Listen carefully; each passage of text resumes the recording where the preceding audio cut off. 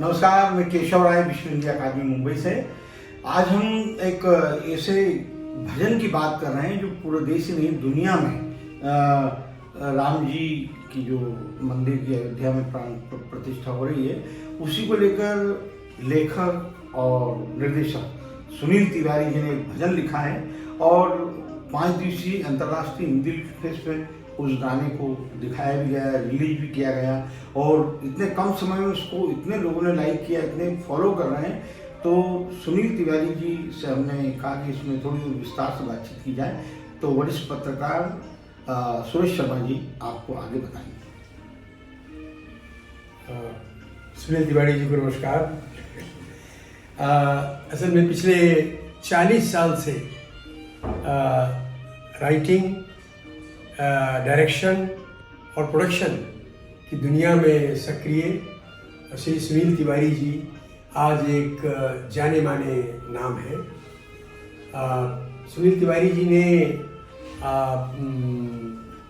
नाटक से शुरू किया था, निर्देशन से नाट्य सहायक निर्देशक के रूप में शुरू किया था।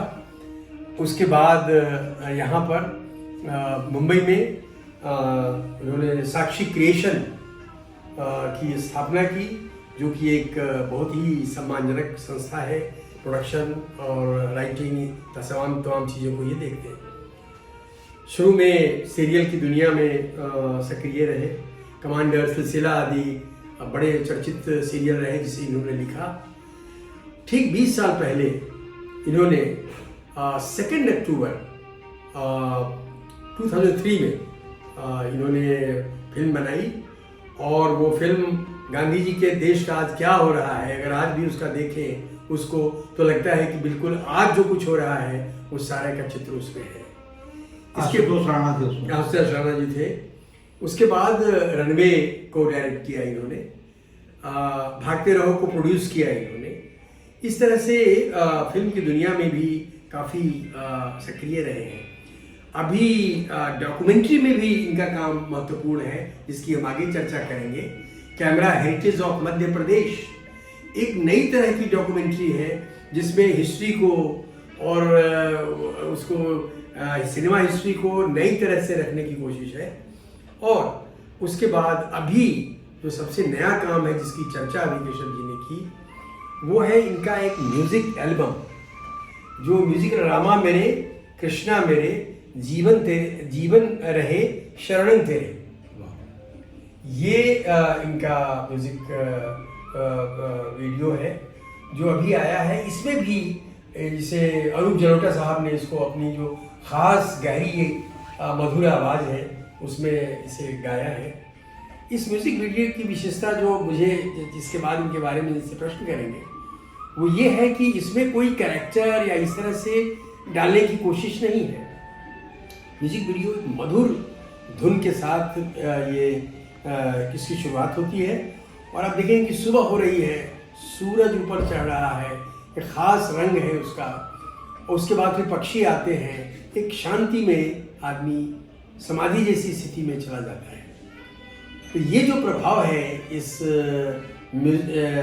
प्रार्थना परक म्यूज़िक वीडियो का, वो बहुत महत्वपूर्ण है। मैं ये जानना चाहूँगा कि इसकी प्रेरणा आपको कैसे मिली?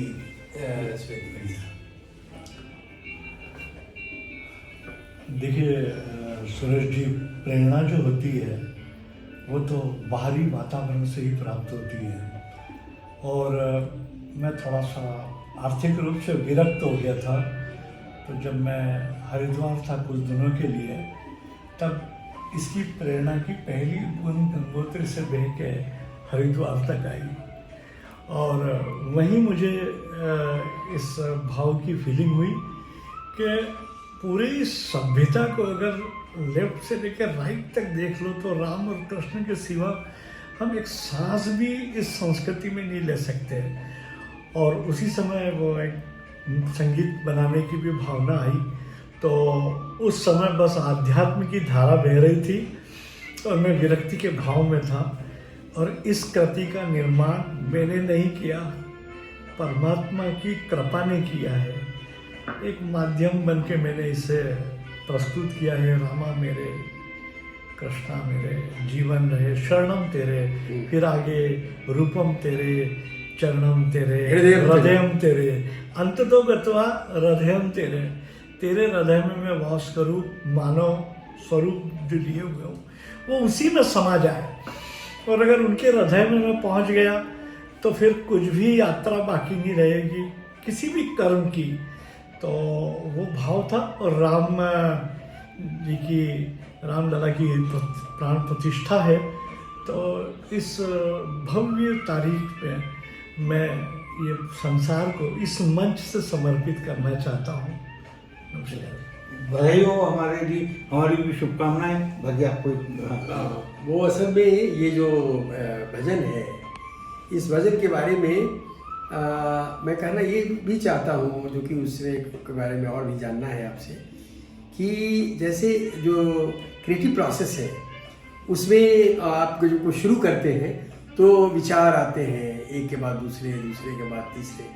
तो ये एक पूरा का पूरा जो आपने शरणम हृदयम तक, शरणम से हृदयम तक जो यात्रा की है कि तुम हमारे इस तरह से हमारे अंदर प्रवेश कर जाओ, तो ये एक चिंतन कर लिया था या लिखते हुए ये आता चला गया, आप आगे बढ़ते चले गए?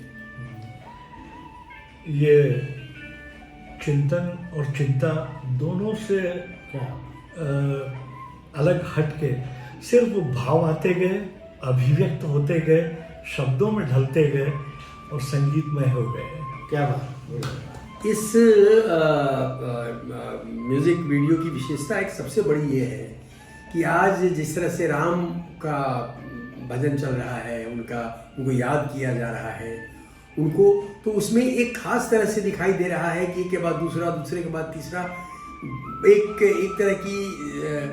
तरह का जल्दबाजी है। लेकिन आपका जो राम के बारे में है उसमें आप अंदर की तरफ जा रहे हैं, क्या उसकी शांति है, जबकि जो बाहर से हम अभी देख रहे हैं जो हो रहा है वो बाहर की ओर है। क्या तो ये जो आपके अंदर की तरफ जाने का, ध्यान की तरफ अपने में लौटने का, और वहां पर राम और कृष्ण दोनों को खोजने, मैंने दोनों को आपने इसमें एक कर दिया है, यह भी एक विशेषता है कि आपने इसमें भी ध्यान दिया है। सिर्फ राम नहीं, राम और कृष्ण दोनों ही इसमें समाहित हैं। जी देखिए, इस भजन में समर्पण का भाव है, और समर्पण जो है वो अंदर की तरफ ले जाता है। तो बाहर तो सिर्फ वाणी, संगीत और शब्द ले जाते हैं, लेकिन जो आपके अंदर समर्पण समा जाता है वो आपकी अभिव्यक्ति को पूरे संसार तक पहुंचा देता है। धन्यवाद।